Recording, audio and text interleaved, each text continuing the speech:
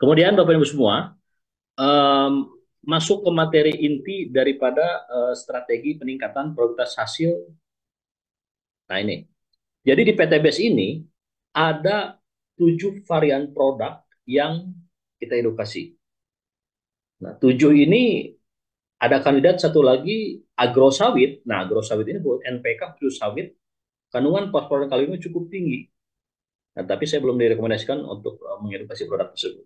Jadi yang ada saja dulu. Nah, ada eco farming original, apa keunggulan, apa manfaatnya ya. Nah, ini semua adalah salah satu pionir pupuk ataupun perintis pupuk di PTBS ya yang brandingnya adalah pupuk organik. Kemudian ada lagi pupuk eco farming premium. Nah, eco farming premium pun ini adalah masing-masing punya keunggulan tersendiri. Ada lagi base palm solaris. Nah, base palm solaris ini bisa diperuntukkan untuk kelapa sawit, tapi sudah pilihan fotosintesa. Juga bisa diaplikasikan juga untuk tanaman berbuah tahunan.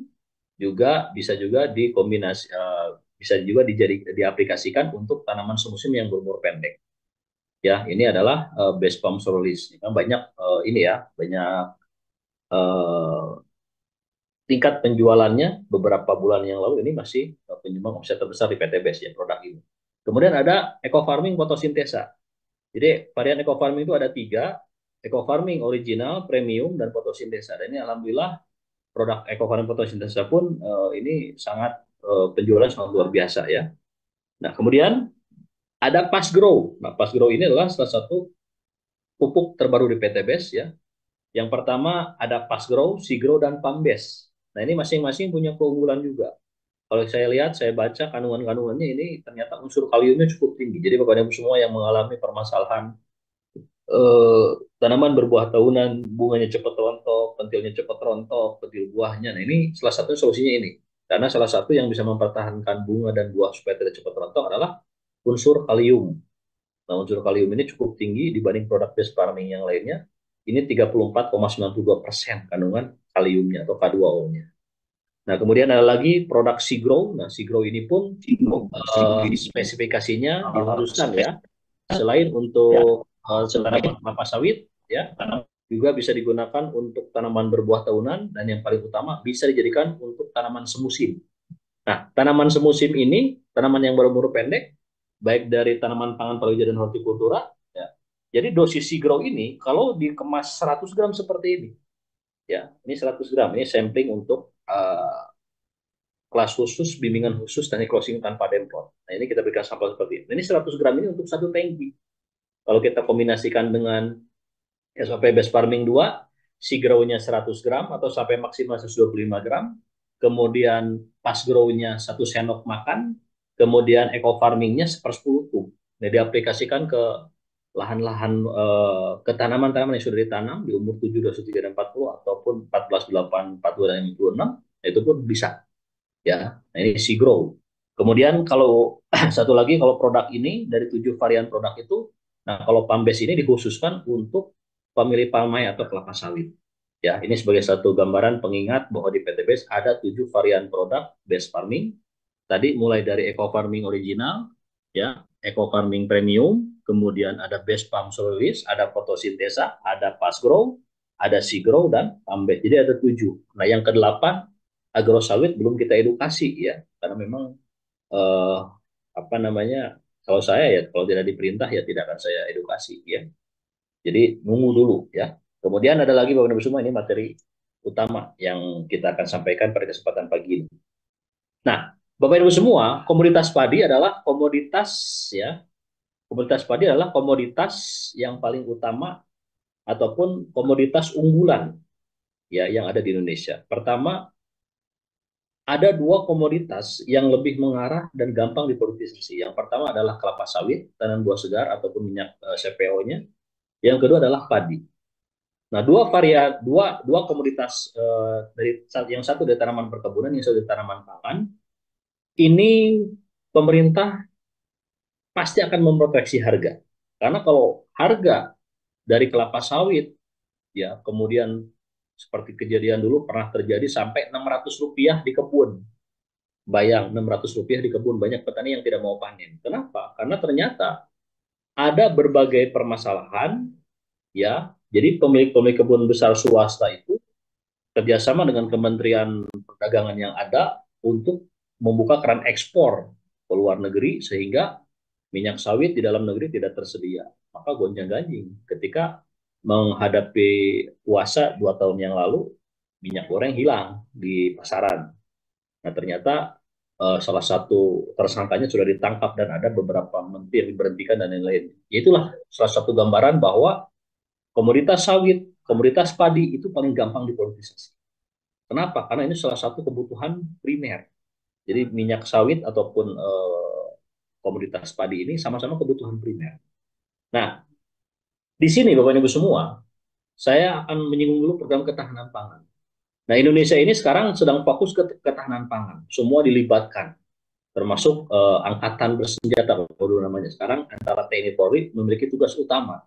Yang TNI harus menanam padi dalam skala luas, ya. Jadi tanah-tanah hak guna umum yang dimiliki oleh negara itu akan dikelola oleh para tentara nasional Indonesia untuk menanam padi, ya. Kemudian yang kepolisian menanam jagung.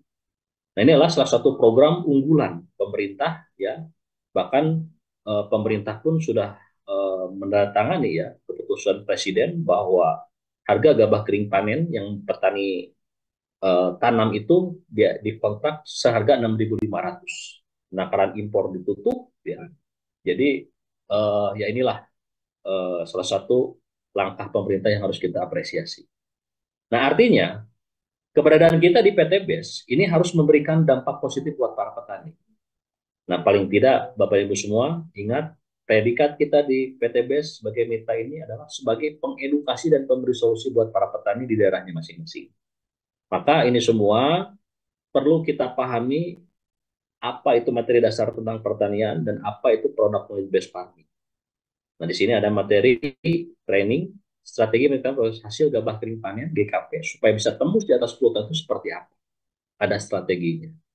Nah, maka di sini akan saya sampaikan ya selama 20 menit ke depan. Nah, Bapak Ibu semua, yang menjadi daya tarik ataupun yang menjadi penentu keberhasilan budaya pertanian adalah jenis benih padi. Ya, kalau kita lihat di sini ada strategi, ya, ada strategi meningkatkan hasil gabah kering panen di atas 10 ton itu ada tujuh, tujuh, tujuh ini ya, tujuh parameter. Yang pertama, penggunaan benih varietas unggul baru yang betul-betul direkomendasikan yang punya potensi di atas 10 ton per hektar. Ini penentunya dulu. Kalau kita menggunakan benih padi yang potensinya tidak lebih dari 10 ton, jangan berharap hasilnya bisa di atas 10 ton. Tapi kalau kita menggunakan benih padi yang punya potensi di atas 10 ton, itu masih ada peluang besar bisa menghasilkan 10 ton per hektar gabah kering panen. Apa itu gabah kering panen? Nah, kalau Bapak dan Ibu semua ada di sawah, kemudian kita melihat padi itu sudah menguning, siap mau dipanen, itu namanya gabah kering panen. Kadar airnya masih di atas 15%. Kemudian kalau mau digiling menjadi beras, itu harus diturunkan lagi, harus dijemur lagi, sampai kadar air tersebut 11-12%. Nah, itu baru bisa digiling. Nah, gabah kering panen, pemerintah sudah memproteksi harga bahwa setiap petani yang panen akan dibeli oleh negara dengan harga 6.500 rupiah, sangat luar biasa, dari 4 ribuan dulunya per kilonya. Ya, Pak, harga di tempat saya gabah kering panen 400.000 Pak. 400.000 itu 100 kilo. Nah, kalau kita hitung per kilo berarti di harga 4 ribu rupiah. Nah, sedangkan ada rendemen. Bapak dan semua mungkin kenal istilah rendemen ataupun baru mendengar. Rendemen itu adalah eh, apa namanya, kuantitas beras yang dihasilkan dari 100 kilogram gabah kering giling. Jadi kalau Bapak Ibu pernah mendengar istilah rendemen, rendemennya berapa nih? Oh, ini rendemennya 65 sampai 70%. Berarti yang menjadi beras dalam 100 kilogram gabah kering giling tadi, ya, yang sudah kadar dari 11-12% yang siap digiling, 70% atau 70 kilogram menjadi beras, sisanya menjadi kulit sekam. Nah, itu namanya rendemen. Ya, sebagian besar rendemennya tidak lebih dari 70 atau 75% tidak, ya. Nah, itu rendemen namanya. Nah, artinya ini semua yang menentukan adalah benih varietas unggul baru yang digunakan. Makanya untuk varietas jenis kumpai. Nah, saya belum edukasi lagi kenapa? Karena kewalahan permintaan benihnya. Apalagi sekarang sudah mulai tercium ya oleh para penentu kebijakan yang siap masuk ke istana itu padi kumpai itu ya. Bahkan eh, apa namanya keberadaannya pun ya kita masih menanam belum panen gitu kan. Sedangkan permintaan sekarang di mana-mana karena petani ini sudah waktunya ya mendapatkan keuntungan benefit dari apa yang mereka tanam, terutama komoditas padi. Jadi kalau kita punya benih padi yang potensi di atas 15 ton per hektar seperti padi kumpai, itu akan menjadi dilirik oleh para petani. Termasuk tadi para pelaksana pertanian seperti TNI dan Polri. Kalau Polri fokusnya ke jagung, nah TNI ini ke padi.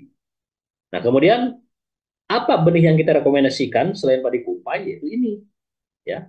Jadi Bapak Ibu semua di poin nomor satu ini yaitu benih ini. Nah ini varietas unggul baru jenis FSL ini. Nah keunggulan benih varietas unggul baru FSL ini perawatannya mudah tidak seperti kumpai. Kemudian benih ini pun termasuk gabah premium. Gabah premium artinya kalau kita mengambil sampling 1000 bulir, 1000 biji gabah, kemudian ditimbang eh, nanti akan masuk ke kategori premium karena bobotnya 30 sampai 32 gram. Itulah yang disebut dengan gabah premium. Selain gabah premium, ada seperti basmati per 1000 bulirnya tidak nyampe 30 gram. Ada lagi gabah atau beras japonica yang bulat-bulat ya, beras-beras Jepang itu tidak lebih dari 30 gram. Nah, ini artinya benih varietas unggul baru yang kita rekomendasikan ini adalah benih varietas yang perawatannya sangat mudah tapi potensinya bisa tembus di atas 10 ton, tepatnya 9 sampai 12 ton. Nah, ini penentunya dulu nih. Jadi Bapak dan Ibu semua kalau ingin mendapatkan hasil optimal di dalam budidaya padi untuk mendampingi para petani menggunakan produk base farming, ternyata benih inilah yang kita rekomendasikan. Ya, benih yang kita rekomendasikan. Nah, kemudian selain daripada benih varietas baru jenis ini, ya, kemudian ada lagi yang disebut dengan pengolahan lahan sempurna. Nah, pengolahan lahan sempurna ini ada hubungannya dengan teknik bagaimana caranya petani itu betul-betul menggarap lahan dengan sempurna. Yang pertama ada land clearing tahapannya, dibersihkan dulu semua di musim pertama, kemudian disingkal itu tanah dibalik ya, kedalamannya 20 cm, nanti tanah subsoil akan naik ke atas, kena panas, kena hujan, nah itu akan menjadi tanah topsoil. Kemudian setelah ada pembajakan ataupun disingkal tadi, kita tabur organik berupa pupuk kandang, kompos, karbon tilleger, kemudian biochar dan lain-lain. Kemudian kita tabur di pengolahan sempurna ini kita tabur juga yang namanya dolomit, kalsium magnesium karbonat. Nah, dolomit ini adalah kalsium magnesium karbonat yang memiliki kandungan CaO dan MgO lebih dari 18%. Ya, artinya itu untuk tingkat kesadaran supaya tanah tersebut pH-nya ideal. Karena kalau identiknya kalau tanah tanah yang dibeli oleh para petani itu ideal, maka tanaman pun akan terbentuk imunitas ya sehingga tanaman tidak mudah diserang hama dan penyakit tanaman. Ini sudah dikaji, ternyata pH tanah itu menentukan tadi kekebalan tanaman. Kemudian setelah itu baru dirotari, digelembeng ke bahasa Sundanya, kemudian baru diratakan sampai siap tanam, itulah pengolahan lahan sempurna. Ya, jadi adanya aplikasi penaburan C organik berupa pupuk kandang, kompos dan lain, penaburan dolom itu adanya di pengolahan sempurna. Nah, inilah strategi yang bisa meningkatkan kualitas hasil. Nah, petani sudah paham. Cuma nanti ada pun yang kita arahkan, ya. Nah, sekarang di pengadaan yang namanya si organik ini kan menjadi dilema, yaitu pengadaan pupuk kandang. Makanya saya sudah mengusahakan masuk ke sistem PTBS, ada yang namanya teknologi pembenah tanah dari unsur karbon tilleger, unsur karbon. Nah, itu bisa sebagai pengganti pupuk kandang, ya. Jadi yang harusnya pupuk kandang 4 sampai 7 ton per hektar, nah paling tidak kita gunakan 10 kg saja. Nah, itu bisa diaplikasikan disemprot untuk apa sih karbon organik itu? Yaitu untuk energi perkembangbiakan mikroorganisme dalam tanah dan juga sebagai unsur karbon karbon organik ya untuk memperbaiki sifat fisik kimia dan biologi tanah. Nah, ini sedang kita upayakan. Adapun Bapak dan Ibu semua kalau misalkan bingung Pak apa rekomendasi yang tepatnya, nanti japri saja ke saya, nanti akan saya arahkan. Nah, kemudian setelah pengolahan sempurna, ya tahapan berikutnya, jadi tadi benih varietas unggul baru yang kita rekomendasikan adalah benih padi ya yang memiliki potensi hasilnya ini di atas 10 ton per hektar. Salah satu yang kita rekomendasikan karena benih ini berapapun Bapak dan Ibu semua order dalam jumlah besar, kita akan siap mengadakan. Ya, ini benih varietas galur murni sebetulnya, bukan varietas unggul baru sebetulnya. Tapi potensinya tinggi, seperti kumpai. Nah, cuma benih ini bisa didapatkan hanya melalui pengusutan base farming. Ya. Nah, kemudian masuk tentang benih dulu tadi. Jadi sebelum pengolahan sempurna, nah benih ini, inilah yang menentukan keberhasilan budidaya pertanian, bahwa benih ini adalah eh, ada sertifikasinya. Ya, kemudian ada benih breeder seed, ada foundation seed, ada stock seed dan extension seed. Nah ini biasanya kita kalau membeli benih padi di toko pertanian itu setara dengan benih berlabel warna ungu atau warna biru muda, yaitu benih stock seed, benih pokok dan extension seed benih sebar. Maka kekuatan benih ini kalau kita benihkan lagi tidak akan mendapatkan hasil optimal. Kenapa? Karena ini adalah benih yang sudah akhir ya, sudah akhir dari sertifikasi benih. Kemudian teknik perendamannya ini sangat menentukan keberhasilan budidaya pertanian. Kemudian caranya bagaimana? Nah, benih ini kita rendam di dalam air, kita katakanlah punya lahan 1 hektar. Nah, itu kita membutuhkan 12 kilogram benih varietas unggul baru tadi. Kemudian setelah di 12 kilogram ini direndam di dalam air, sebanyak air 14 liter air di dalam ember atau di tempat ya. Nanti ada yang mengambang dan ada juga yang tenggelam. Nah, yang mengambang ini kita pisahkan. Karena secara pertumbuhan pun tidak akan optimal, tidak akan tumbuh sih tumbuh, ada beberapa tumbuh, cuman itu polinasinya tidak optimal. Maka kita tidak menanam benih yang mengambang. Nah, itu pisahkan, kemudian rendam selama 18 jam untuk memecah dormansi masa tidur benih. Kemudian rendam benih dengan larutan, ada penglihama penyakit agen hayati kalau punya boleh silakan. Dibutuhkan 1 saset per 14 liter air. Jadi kita tabur 1 saset tersebut di dalam air 14 liter tadi. Jadi airnya yang sama. Nah, kita rendam lagi, tadi sudah 18 jam, kita tambah lagi selama 6 jam. Nah, maka dari sini akan didapatkan nanti setelah itu ditiriskan selama 24 jam, kemudian untuk memacu pertumbuhan tunas dan akar. Kemudian selanjutnya setelah ditiriskan, maka ditebar benih tersebut di persemaian yang sudah dipersiapkan sebelumnya 1 kilogram benih untuk luasan 20 meter persegi. Jadi kalau Bapak Ibu semua mau menebar 14 kilogram, maka dibutuhkan dikali 20 ya, 200 sekian ya untuk persiapan persemaian bedengan lumpurnya ya tadi eh, sekitar 280-an lah ya, sekitar 300 meter kurang. Nah, itu kita siapkan. Jadi 1 kilo untuk 20 meter persegi. Nah, kemudian setelah kita tebar, kemudian tumbuh, nah boleh nggak kita aplikasikan produk base farming? Boleh, silahkan di masa pembibitan. Apalagi kita ada pelihara penyakit tanamannya yang berbasis mikroorganisme, itu pun supaya lebih kuat juga ketika ditanam di lahan pertanian, di sawah. Kemudian masa transplanting untuk varietas unggul baru ini 15 sampai 21 hari setelah semai. Jadi 1 sampai 3 bibit saja. Nah, itu kita belum berbicara tentang jarak tanam ya. Nah, kemudian ini teknik perendamannya seperti ini ya. Kemudian masuk ke sebelum masuk ke nomor 3 ke buang RK berimbang, kita masuk dulu ke jarak tanam ideal Legowo 21. Nah, jarak tanam ideal Legowo 21 ini bisa kita kategorikan 20, 12,5 atau 40 cm. 20, 40 itu adalah yang disebut dengan jarak antar baris. 20, 40, 20, 40. Nah, seperti ini. 20, 40. Nah, ini membujur timur ke barat. Karena dari penanaman seperti ini hasil kajian. Dulu penemu jarak tanam Legowo ini adalah salah satu profesor di Balai Besar Padi Nasional di Subang, ya, Balai Besar Padi ya. Nah dari sini Bapak Ibu semua, kalau kita berada di pinggir, nah ini kita lihat tanaman padi ada, kita sedang berimajinasi ada di sawah. Nah kalau kita berada di pinggir sawah, kita bisa menyimpulkan bulir padi yang paling banyak apakah ada di pinggir sawah ataupun di tengah-tengah sawah? Pasti jawabannya sepakat, yaitu bulir padi yang di pinggir sawah atau di pinggir petakan sawah. Kenapa bisa banyak bulir padinya?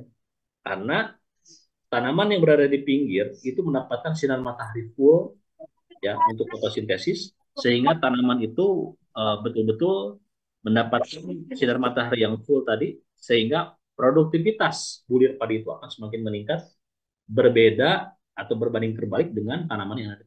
Nah, pertanyaannya, adakah cara, bagaimana caranya kita menanam padi di pinggir semua dalam luasan 1 hektar supaya di pinggir semua? Nah, kalau Bapak dan Ibu tidak fokus, bingung. Oh, tidak bisa, Pak. Ternyata jawabannya ini. Nah, ini jawabannya. Jadi kalau kita ingin menanam padi di pinggir semua, ini jawabannya. Jadi eh, jajar logo 21 ini dalam antar barisnya itu 20 cm, 40 cm, 20 cm, 40 cm. Terus. Kemudian dalam barisnya rata-rata sama 12,5 cm. Nah, bagaimana cara menghitung populasi dalam luasan 1 hektarnya? Ya gampang, kita bentangkan saja ya meteran ataupun tali ya yang panjangnya 1 meter atau 100 cm. Kemudian kita buat kotakan. Nah, itu 100 cm 100 cm itu nanti akan ada di dalam kotakan tersebut, yaitu 100 cm dibagi 12,5 cm itu setara dengan 8 rumpun. 8 rumpun kemudian dikali 4 karena dalam satu kotakan 1 meter itu ada 4 baris. Maka kalau dihitung 4 baris kali 8 rumpun itu setara dengan 32 rumpun. Nah, secara hitung-hitungan, di sini pun ada rumus matematikanya, tapi kalau rumus matematika saya berikan tambah pusing.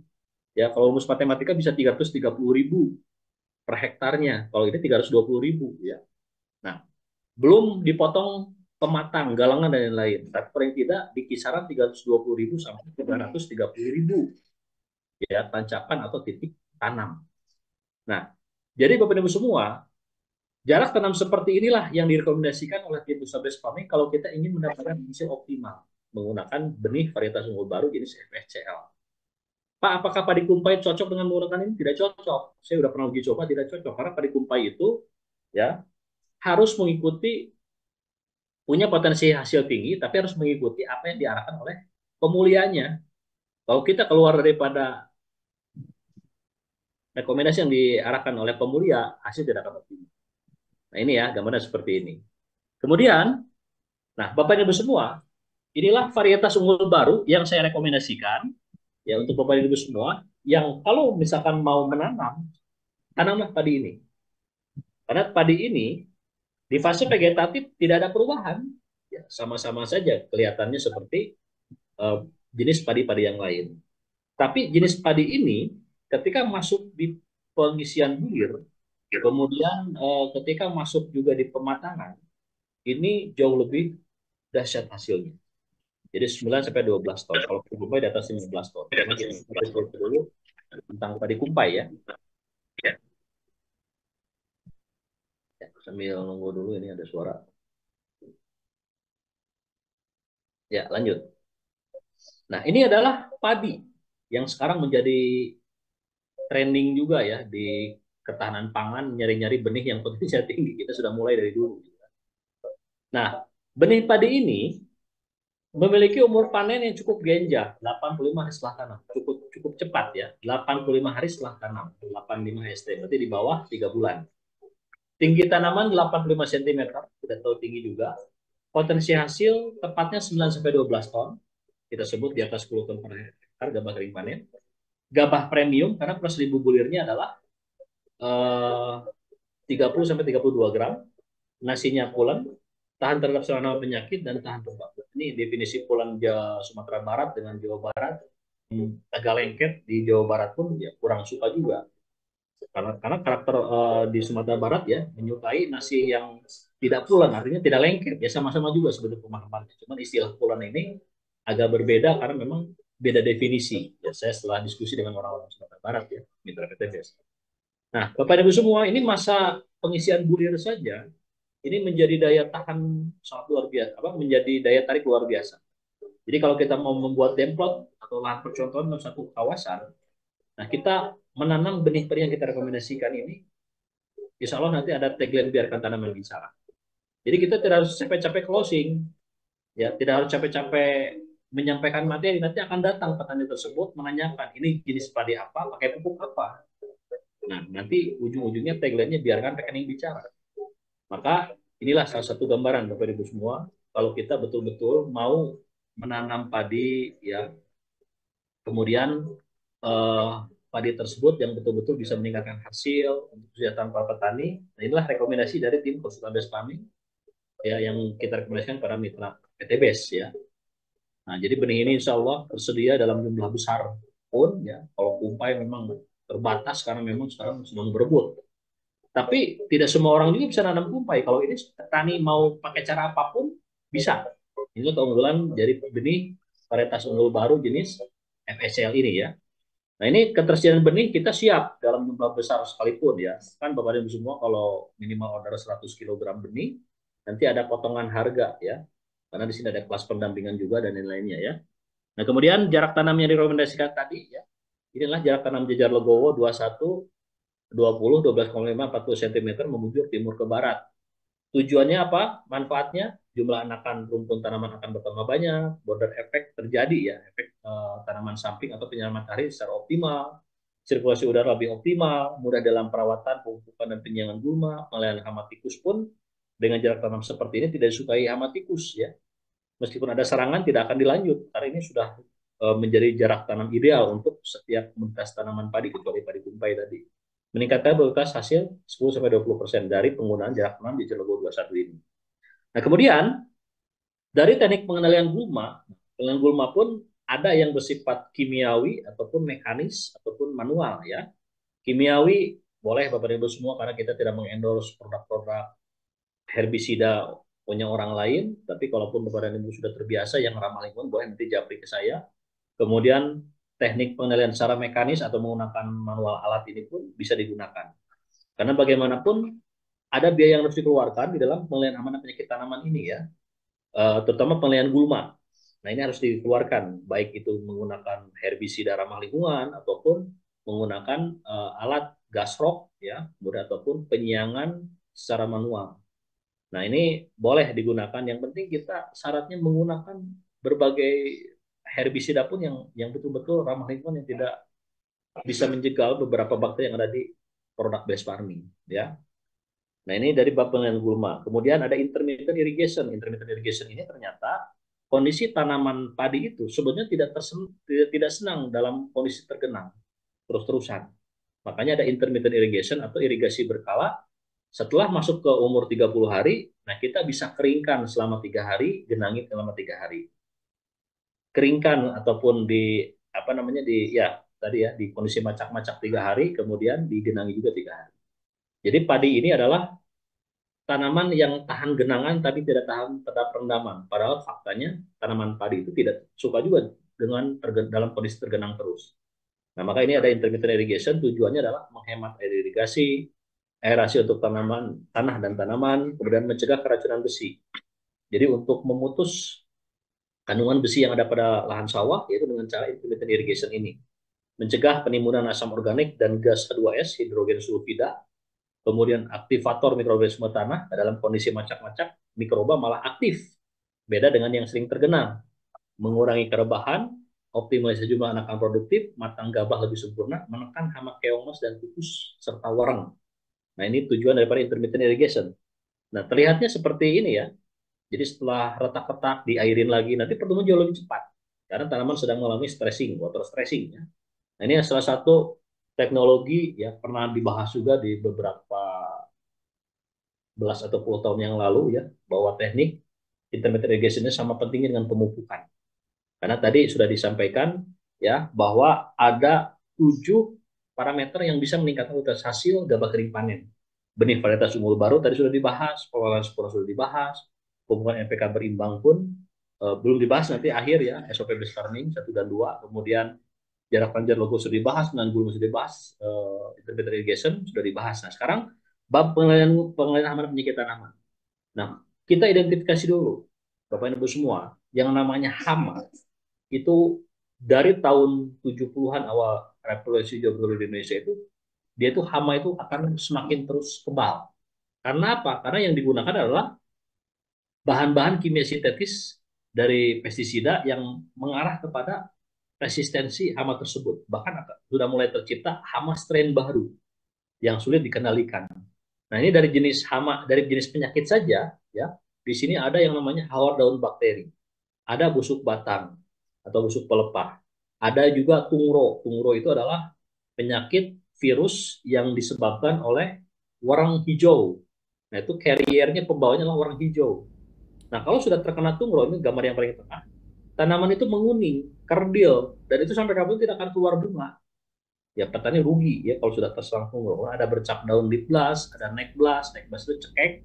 Ketika masa pengisian bulir, bulir tidak terisi karena bagian lehernya itu alay terkena yang namanya Pyricularia oryzae. Ya, Pyricularia oryzae itu adalah cendawan patogen yang menyerang eh, tadi ya, ada di neck blast leher, adapun juga yang di leaf blast daun berupa bercak ketupat. Nah, kemudian ada busuk pelepah, ada fusarium, banyak sekali. Kemudian ada lagi hama, ya. Hama ini adalah organisme yang bersifat makroskopis yang mengganggu apa yang dibiarkan oleh para petani. Nah, ini ada keong mas, ada pengerek batang, sundep dan dulu. Nah, sundep ini kalau bahasa Jawanya sulendep gitu kan. Kalau di Sunda, sundep saja cukup, ya. Pengerek batang fase vegetatif. Nah, kalau belum, pengerek batang fase generatif. Jadi apa namanya, jenis ulatnya berbeda. Skirkopaga inotata dan Skirkopaga incertulas. Dan itu rata-rata namanya bagus, cuman petani kalau sudah serang ini gagal panen gitu kan. Kemudian ada ulat penggulung daun atau yang disebut dengan apa, hama putih palsu, ya. Ada tikus juga, warna coklat, walang sangit, kepik, burung. Inilah hama-hama utama pada komunitas padi. Bahkan ketika petani menanam, 0 hari setelah tanam, selama 80 hari ke depan, ini sudah dibayang-bayangi dengan hama penyakit tanaman. Kalau petaninya tidak cerdas, sudah dipastikan petani akan mengeluarkan biaya yang tidak sedikit. Biaya yang dikeluarkan itu jauh lebih tinggi dibanding pendapatan, itulah yang disebut dengan kerugian. Maka bab pengelolaan penyakit tanaman, saya sebetulnya sudah greget nih. Sudah lama saya tidak mengisi materi tentang pengelolaan penyakit tanaman di Zoom training ya. Karena pengelolaan penyakit tanaman itu sama pentingnya dengan pemupukan. Makanya banyak, Pak, saya kok nanam cabai gagal. Padahal pupuknya sudah bagus pertumbuhannya. Iya, karena bab pengelolaan penyakitnya tidak kita bahas. Nah, makanya di sini paling tidak Bapak Ibu semua, kalau ada misalkan permasalahan bab pengelolaan penyakit tanaman, nanti japri saja langsung. Nanti PTBS produknya belum tersedia, ya. Kemudian kalau misalkan apa yang harus kita gunakan pengelolaan penyakit tanaman supaya senyawa dengan produk based farming, tidak mematikan mikroorganisme yang ada di dalamnya. Itu ada namanya pengelolaan penyakit tanaman berbasis mikroorganisme juga. Ya, ini bayangkan ada serangan keong, ada serangan sundap, orang hijau, tikus, dan lain-lain. Ini semuanya membayang-bayangi para petani. Nah, ini tikus itu pun sama. Jadi tikus itu paling gampang ditangkap ya menggunakan ilmu trap barrier system. Nah, cuman permasalahan menggunakan ilmu ini, nanti setelah ditangkap mau diapain? Ya, lebih baik kita memproteksi tanaman. Bagaimana caranya tanaman petani tidak disukai oleh tikus. Nah, itu bisa menggunakan urin. Urin itu mengandung amoniak NH3 ya. Kemudian bau pesingnya itu tidak disukai oleh tikus ya. Yang terbaik urin kelinci 2,77% kandungan nitrogennya. Kenapa urin kelinci kok jarang ada yang 46% seperti urea? Karena bahan organik. Bahan organik itu mengandung unsur karbon organik tinggi tapi nitrogennya rendah. Tinggi itu tidak lebih dari 5% kandungan-kandungan nitrogen itu pada bahan-bahan organik ya. Nah, ini sebagai salah satu gambaran saja. Kemudian eh, bab pemupukan. Nah, Bapak dan Ibu semua yang mau aplikasikan ekofarming secara tunggal, maka harus didampingi dengan 137,5 kg pupuk NPK dari luar, baik itu Ponska, urea, SPM, KCL.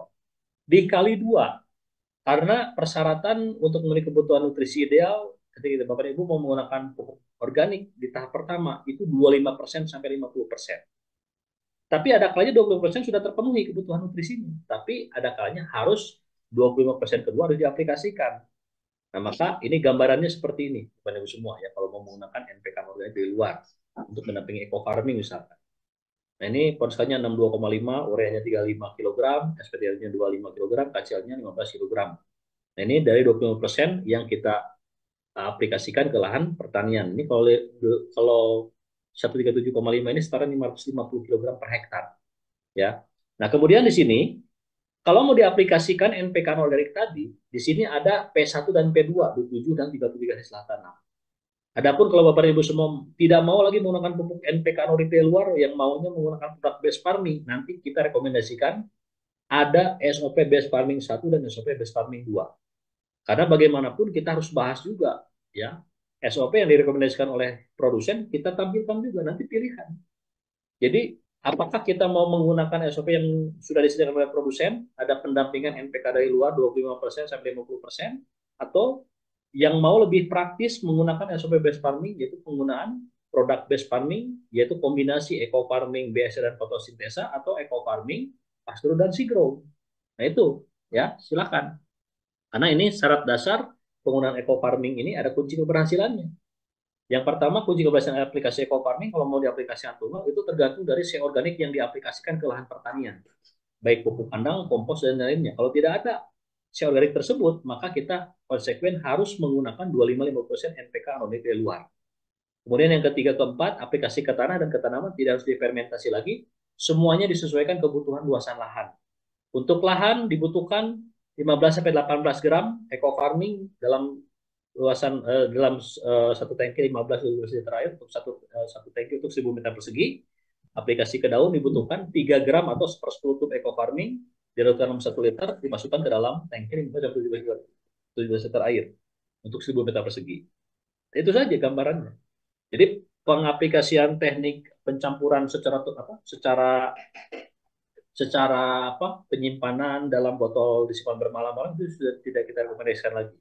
Nah, adapun penembus semua kalau ingin menggunakan produk base farming lainnya, ini salah satu bukti ya pencapaian, yaitu penggunaan kombinasi antara eco farming, pasture dan sigro ini hasilnya cukup dahsyat. Ada juga SOP base farming 1, penggunaan eco farming, base farm sololis dan fotosintesa. Ini pun dahsyat hasilnya. Nah, jadi yang direkomendasikan oleh tim usaha base farming adalah penggunaan produk-produk pertanian base farming diaplikasikan dengan cara kombinasi dalam satu tangki. Nah, ini tujuannya untuk apa? Tujuannya untuk menyediakan hara ideal untuk setiap komunitas tanaman. Yang paling utama yang kita bahas adalah padi. Kemudian yang kedua, tujuannya apa lagi? Untuk mendapatkan efisiensi biaya produksi dan efisiensi tenaga kerja. Adanya SOP ini. Nah, Bapak dan Ibu semua boleh silakan pilih mau aplikasi yang mana. Base farming 1 kah? Yaitu kombinasi dibutuhkan eco farmingnya 2 tub saja, fotosintesanya 16 saset, base farm solusinya 4 box, total 22 PV di luar dari penghamanan penyakit tanaman.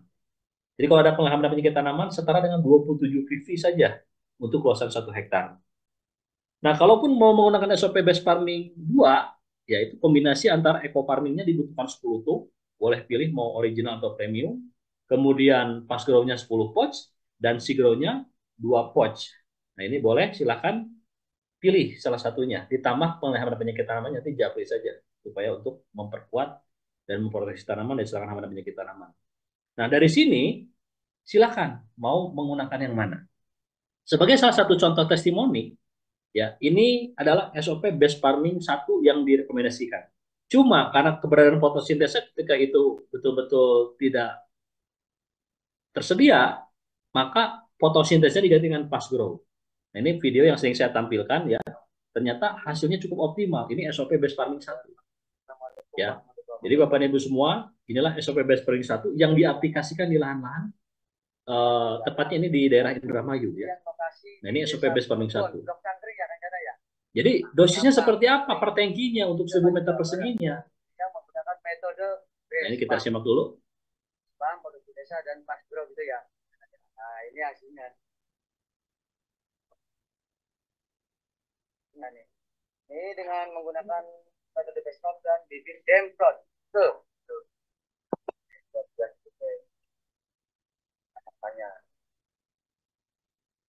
Ya. Nah, ini alhamdulillah Bapak Ibu semua ya.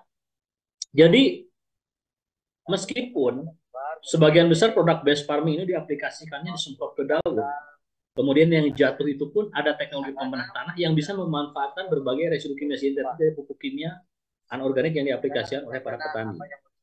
Makanya di sini dengan teknologi tepat guna ini hasilnya pun tetap optimal meskipun disemprot ke daun.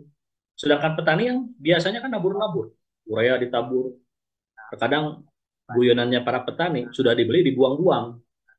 kan sudah dibeli nih urea atau NPK atau yang lainnya, pun ditabur-tabur itu sama dari buang-buang.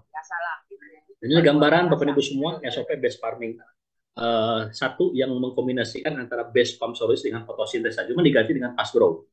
Kemudian ada lagi, nah ini SOP base farming satu juga. Ini aplikasi juga di Indramayu, tapi tempatnya berbeda. Ini di Kecamatan Trisi, dulu jenis padinya padi kumpai.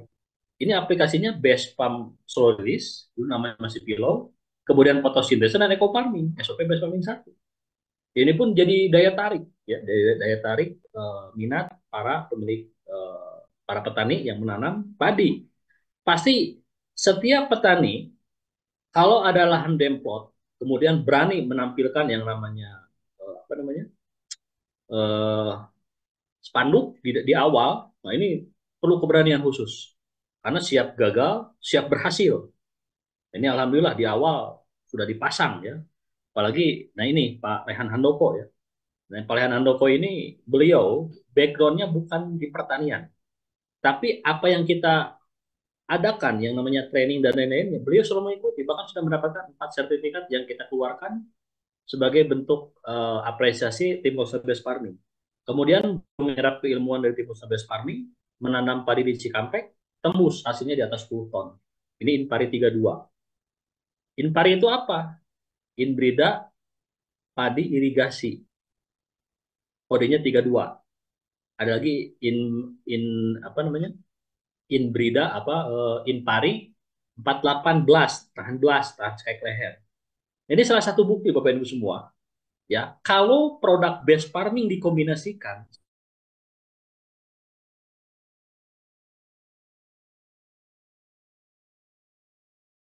jangan sampai telat karena ada fase vegetatif dan generatif. Kalau telat, ya sudah dipastikan kita tidak akan bisa apa namanya bisa mendapatkan pertumbuhan ideal.